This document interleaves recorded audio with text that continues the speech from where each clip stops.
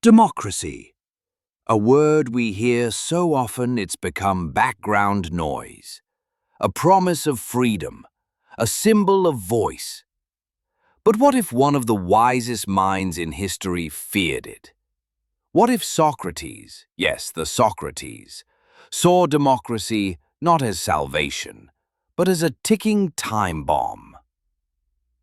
Ancient Athens is often hailed as the cradle of democracy.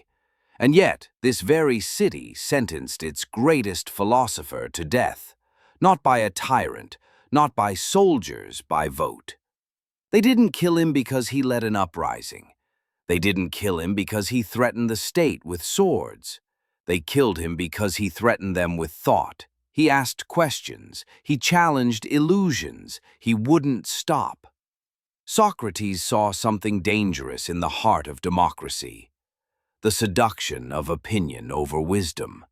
A system designed to give everyone a voice without teaching them how to listen, without teaching them how to think.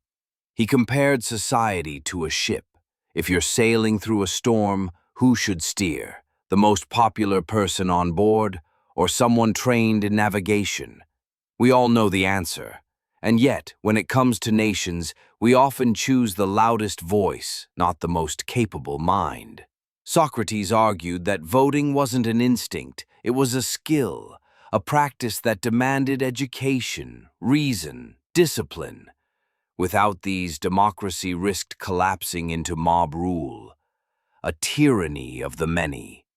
He feared not democracy itself, but democracy without wisdom, and he watched with growing dread as Athens made that fear real.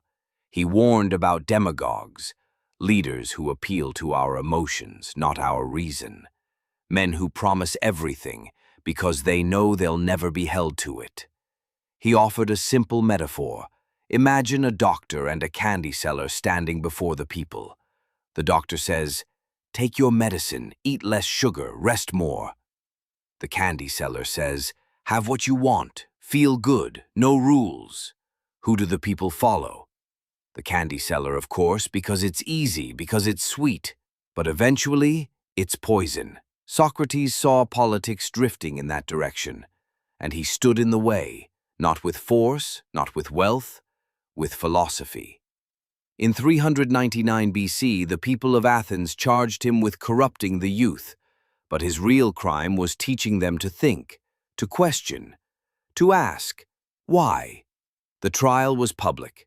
The vote was close. The verdict was death. He drank hemlock, surrounded by friends. Calm, clear, unbroken. He became a martyr, not for rebellion, but for reason. Socrates believed that a healthy democracy needed educated citizens, not academic elites, but thinkers.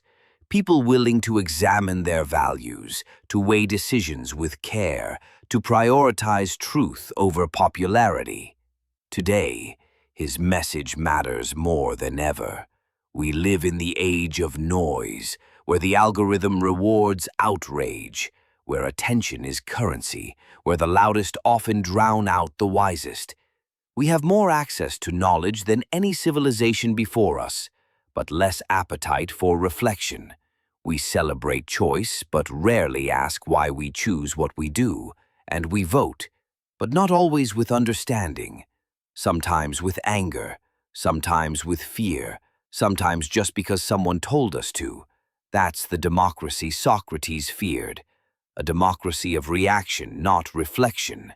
His death is a warning, not to reject democracy, but to strengthen it, to rebuild it on the foundations of education, humility, and reason.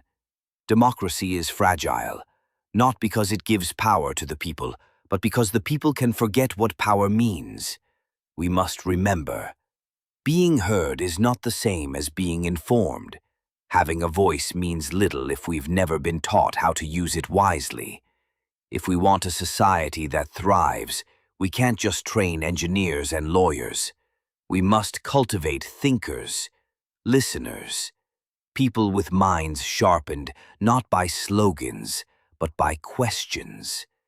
This is what Socrates died for. Not silence, but awakening. And in this age of endless chatter, perhaps it's time we paused and listened to what he was really trying to say. Let that be the purpose of MindFire Dialogues, to ignite inquiry, to honor thought, and to light fires that no vote can extinguish. Because truth, like flame, burns best in the minds that dare to question.